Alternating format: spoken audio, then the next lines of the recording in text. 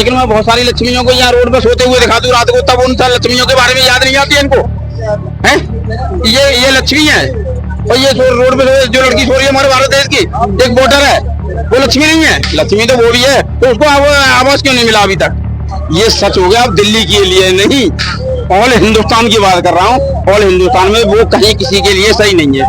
ये सही रास्ते पे जिस मुद्दों से आए थे और जनता ने इनको सर पे बिठाया था, उसको तो इन्होंने दरकिनार कर गए। अगर तुम ईमानदार थे तो तुम इस्तीफा दे के जाते, लेकिन ऐसा नहीं हुआ। इन्होंने आने के बाद में अब ये मास्टर स्ट्रोक खेलने की कोशिश कर रहा है कि मैं ईमानदार हूँ। अरविंद केजरीवाल ने जब से जेल से बाहर आए, उन्होंने इस्तीफा दिया और इस्तीफा देने के बाद वो तब से लगातार जनता के बीच में सड़कों का दौरा कर रहे हैं और वो दावा कर रहे हैं कि 2025 फरवरी में इलेक्शन के टाइम में फिर से हमें जनता बहुमत देगी और हम फिर से सीएम की कुर्सी पे बैठेंगे। तो क्या आपको लगता है कि इस बार भी सीएम केजरीवाल का कोई चांस दिख रहा है? नो, उन पे तो उसी दिन नो नेवर का बोर्ड लग गया था जिस दिन वो जेल गए थे। अच्छा। और अगर उन्हें इस्तीफा ही देना था तो इस्तीफा दे करके जेल जाते, तो उनकी ईमानदारी की छवि थी। आप जेल गए, बार बार इस्तीफा की मांग हुई, कानूनी तौर पे, बगैर कानूनी तौर पे, राजनीतिक तौर पे, आम जनता के तौर पे, और आपने इस्तीफा नहीं दिया। उनका ये मानना था कि हमने किसी तरह का कोई भ्रष्टाचार नहीं किया है, हमें फंसाने की कोशिश की जा रही है, हमारी पार्टी को तोड़ी जाने की कोशिश की जा रही है क्योंकि बीजेपी हमसे डर चुकी है।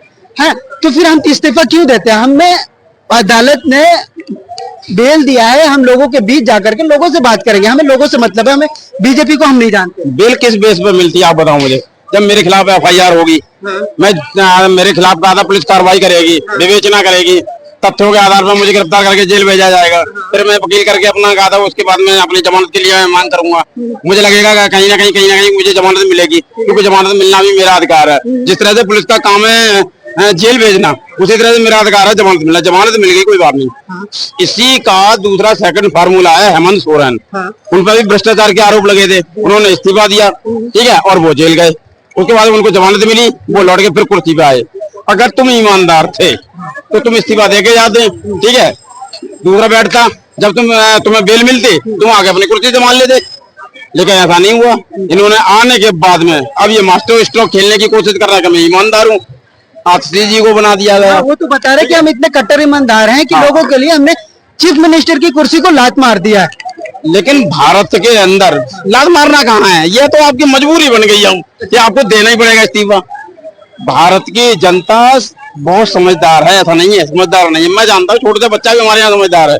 अगर एक बार कहीं किसी ने गलती करी तो उसे मुंह फेर लिया जाता है, ठीक है, आप कितनी भी कोशिश करना। अगर एक तरफ अभी दिल्ली में एलजी को लेकर आम आदमी पार्टी हमलावर है, उनका यह मानना है कि दिल्ली में हमें सही से गवर्नमेंट नहीं चलाने दी जा रही है। बस मार्शल का मुद्दा था, उस पर बात नहीं कर रही है बीजेपी।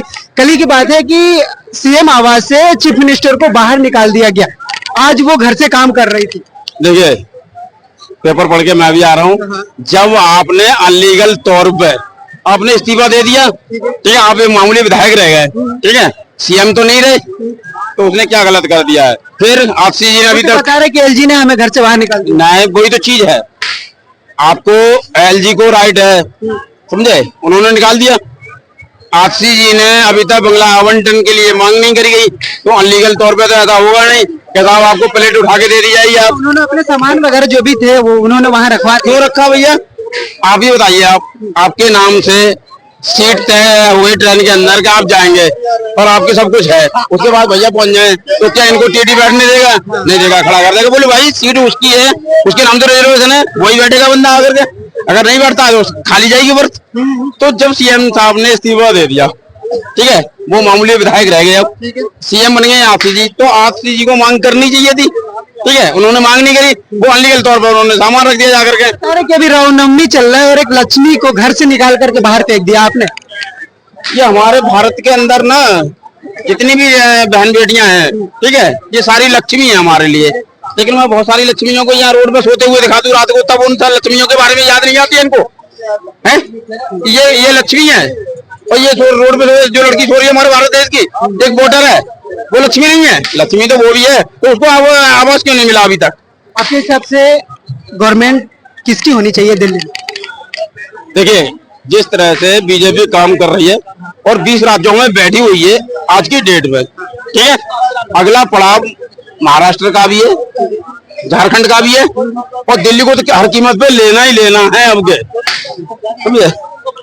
दिल्ली को लेना है। अभी अरविंद केजरीवाल ने 2 दिन पहले अनाउंस किया है कि आपके अंदर इतनी हिम्मत है, महाराष्ट्र, झारखंड और दिल्ली के चुनाव नवंबर में आप करा के दिखाएं, मैं आपको हराऊंगा। देखिए यहाँ फिर वही बात आ गई, है अनलीगल नहीं है, इसका कार्यकाल पूरा हो रहा है आगे जनवरी फरवरी में, ठीक है। और पहले इलेक्शन कराने की तैयारियां कर रही है, बेईमानी किसके मन में है आप मुझे बता दो जरा। जिसको बेईमानी होगी ना वो तो जल्दी जल्दी करेगा, मुझे जल्दी मिल जाए, बारिश ना आ जाए कहीं, है या नहीं है। वो बता रहे हैं कि नवंबर में अगर इलेक्शन करा दिया जाए तो हम किसी भी हाल में बीजेपी को जीतने नहीं देंगे। दिल्ली कराए हम, तुम्हारे बाप की सरकार चल रही है क्या यहाँ पे? ये भारतीय संविधान से चल रहा है भारत। जब इसका कार्यकाल पूरा हो जाएगा, ठीक है, जिस तरह से अब तो जितने इलेक्शन होते आए हैं वो उसी आधार से किए जाएंगे। नवंबर का क्या मतलब है बताओ मुझे जरा। वो चाहते हैं जितना जल्द से जल्द हो सके दिल्ली में जल्द से जल्द तो बात है, जल्द से जल्द तो 6 महीना पहले भी हो सकते थे, 2 साल पहले भी हो सकते थे, लेकिन ऐसा नहीं है। जिस चीज का कार्यकाल 5 साल का है उसे आप पूरा कीजिए। आपको ऐसा क्यों लगता है कि अरविंद केजरीवाल सही नहीं है दिल्ली के लिए? ये सच हो गया, अब दिल्ली के लिए नहीं, ऑल हिंदुस्तान की बात कर रहा हूँ। ऑल हिंदुस्तान में वो कहीं किसी के लिए सही नहीं है। ये सही रास्ते पे जिस मुद्दों से आए थे और जनता ने इनको सर पे बिठाया था, उसको तो इन्होंने दरकिनार करके अपने मुद्दे से भटक गए। ईमानदारी के मुद्दे पे आए थे। और उनके लिए मैं भी, देखिए नंद नगरी पूर्वी दिल्ली में पड़ती है, यहाँ से कम 20-25 किलोमीटर दूर है। जब इनका शपथ ग्रहण समारोह हो रहा था तो पूरी गाड़ी भर करके आई थी और हमें ये नहीं मिले। फिर हम वहां से भाग करके राजघाट आए, राजघाट पर हमें सोमनाथ शास्त्री मिले थे, लेकिन बातचीत नहीं हुई थी। जो सोमनाथ भारती का मतलब कि विचारधारा इनका बदल गया है, तो बिल्कुल बिल्कुल हाँ, जिस मकसद से आए थे वो मकसद एक तो अब कहीं नजर आता ही नहीं है, समझे। क्या मकसद क्या था इनका, अभी क्या है? देखिए इनका मकसद जो था कि मैं जनता के बीच जाकर के, जो दुखी जनता है, परेशान जनता है, जिसका जो हक नहीं मिलता है, मैं दिलाऊंगा। लेकिन इन्होंने कुर्सी पे बैठते ही पैसे की जो चमक देखी, ठीक है, उससे इनके पैर जो थे डगमगा गए और वे सीधे है ना, खाई तो बहुत बड़े सीधे कुएं में गिरे हैं जाकर के। आपने कहा कि इन्होंने भ्रष्टाचार पे भ्रष्टाचार किया।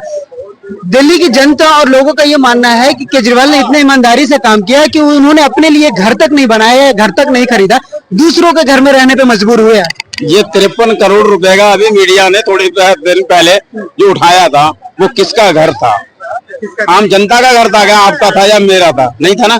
अब आप ये बातें करते हैं, आप मोहल्ला क्लिनिक में जाइए किसी में, मैं खुद जाता हूँ, मैं गया हूँ वहां पे। अगर खांसी की दवा मांगी जाए ना तो खांसी के लिए टॉनिक होता है, सिरप होता है, वहाँ टैबलेट मिलती है, वो भी सारी चीजों की, सारी समस्याओं की वो 2-3 टैबलेट पकड़ा दी जाती है, दवाई तक नहीं है।